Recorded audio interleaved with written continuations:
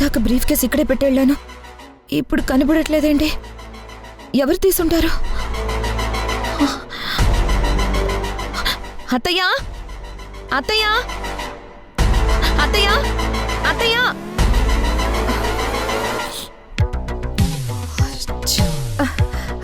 ఏమైంది? ఏమైంది వీణా? బలిగాని మీద పడిందా అంతలా అరిచావు? ఇందాక తెచ్చిన బ్రీఫ్ కేస్ కనిపించడం లేదు అత్తయ్య.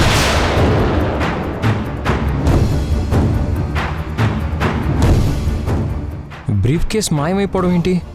అవును బావగారు, బ్యాంక్ నుంచి అమౌంట్ డ్రా చేసి బ్రీఫ్ కేసులో తెచ్చి బెడ్ మీద పెట్టి ఫేస్ వాష్ చేసుకుందామని లోపలికి వెళ్ళాను. వచ్చాక చూస్తే బ్రీఫ్ కేస్ లేదు.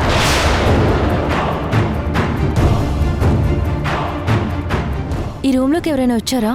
నేను లోపలికి వెళ్ళాక ఎవరొచ్చారో తెలీదు, కానీ దొంగతనం మాత్రం చేశారు.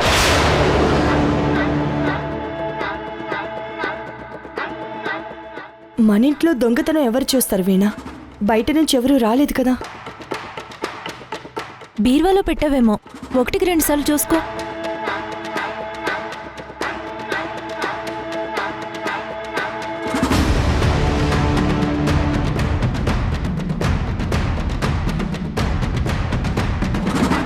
చూడు వేద, చూడు. నేను అబద్ధం చెప్తున్నానేమో మీకే తెలుస్తుంది. ఇప్పుడేమంటావు వేద? బ్రీఫ్ కేసు ఉన్నట్ట? ఎవరైనా ఎత్తుకెళ్ళినట్ట?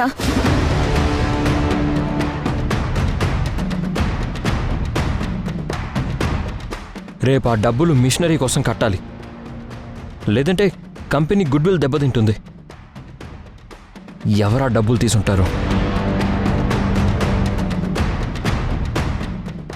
నువ్వు డబ్బు తెచ్చేటప్పుడు ఇంట్లో ఎవరెవరున్నారు? మీ మావయ్య గారు తప్ప అందరూ ఉన్నాం. మరి ఇక్కడికి రిషి ఎందుకు రాలేదత్తయ్య?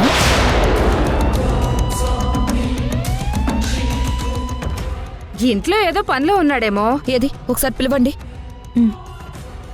రిషి, రిషి! రిషి రాడు.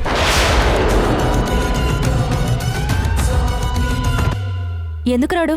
దొంగతనం చేశాక దొంగ దొరకకూడదు కాబట్టి బయటికి వెళ్ళిపోయాడు. వీణా, ఏంటి నువ్వు మాట్లాడేది? కొంచెమైనా మత్తుండే మాట్లాడుతున్నావా? మనిషి లేకపోతే దొంగతనం మోపేస్తావా? రిషి నీ భర్త వీణా, అది మర్చిపోకు. భర్త అయితే మాత్రం భార్యకు చెప్పకుండా డబ్బులు తీసుకెళ్ళచ్చా? అది సంస్కారం అనిపించుకుంటుందా? రిషి తీసుకెళ్లాడని గ్యారెంటీ ఏంటి వీణా? ఇప్పుడే కాల్ చేస్తాను, ఆన్సర్ చేస్తాడేమో చూడండి.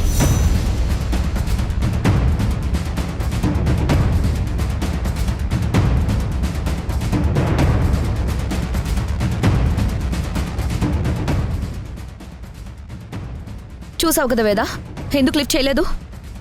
నేను డబ్బుల గురించి అడుగుతాను కాబట్టే లిఫ్ట్ చేయలేదు. నేను ట్రై చేస్తాను, అప్పుడే నువ్వు డిక్లేర్ చేయకు.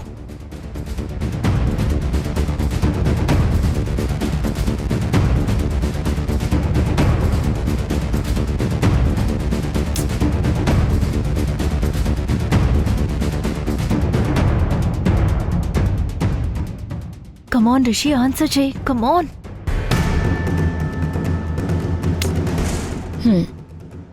ఇప్పుడు రిషినే దొంగతనం చేశాడని డిక్లేర్ చేయొచ్చా వేదా? పనిలో ఉన్నాడేమో వీణా. అత్తయ్య ప్లీజ్, తల్లి ప్రేమ మీతో అలా అనిపిస్తుంది, కానీ నిజాన్ని అంగీకరించక తప్పదు. ఇప్పుడు ఎలా వీణా? ఈ దొంగతనం ఎలా జరిగిందో చెప్తే పోలీసులే తేలుస్తారు. వీణా, ఇంట్లో విషయాన్ని బయటికి తీసుకెళ్లాలని చూడొద్దు. చూడక 50 లక్షలకి నేను బావగారికి ఏమని ఆన్సర్ చెప్పాలి? నేను ఎక్కడి నుంచి అంత అమౌంట్ తేవాలి?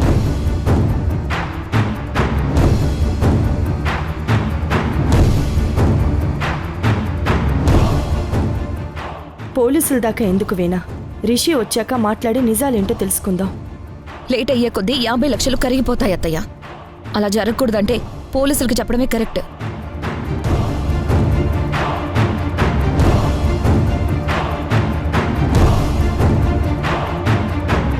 శ్రీ, పోలీసులకి కాల్ చేయొద్దని చెప్పు. ఇంటి పరువు పోతుంది శ్రీ. వీణ అనుమానం నిజం కాదని చెప్పు. కళ్ళ ముందు అంతా నిజమనేలా కనిపిస్తున్నప్పుడు అనుమానం అని ఎలా అంటాం వేద? నిజాలు తెలియాలంటే పోలీసులు రాని.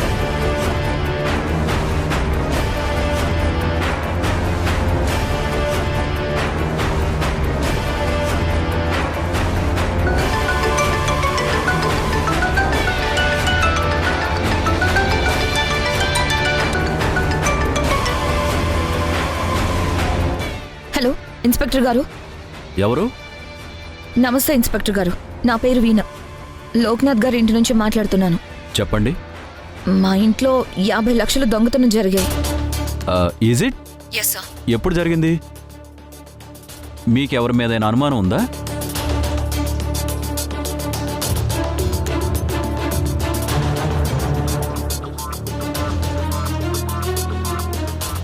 అరగంట ముందు మా ఇంట్లోనే జరిగింది.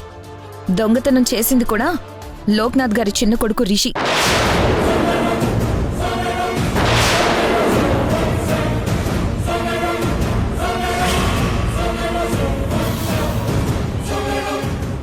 దొంగతనం చేసింది ఎవరో క్లియర్గా తెలిసింది కాబట్టి వెంటనే అతన్ని పట్టుకోండి. ఓకే అమ్మా. Thank you.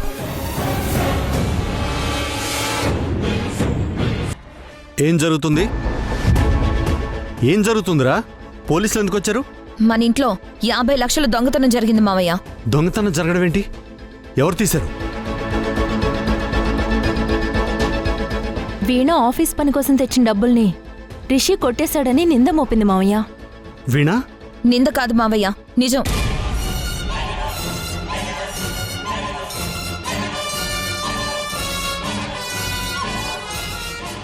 అబద్ధం డాడ్.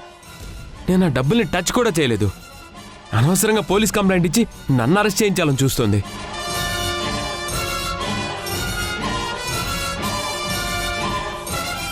వీణా, రిషికి నీకు గొడవలుంటే ఇంట్లో తెలుసుకోండి.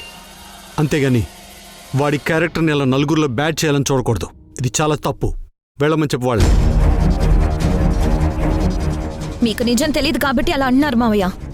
ముమ్మాటికి రిషి డబ్బులు దొంగతనం చేశాడు, ఇదే నిజం.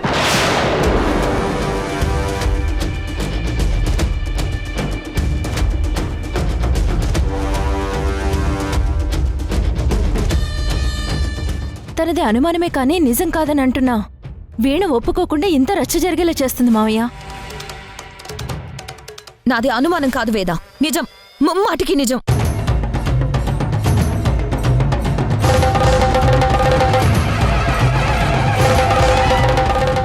సరే, రిషి ఇదంతా చేశాడని నమ్మడానికి మాటలు కాకుండా ఏదైనా ప్రూఫ్ ఉందా?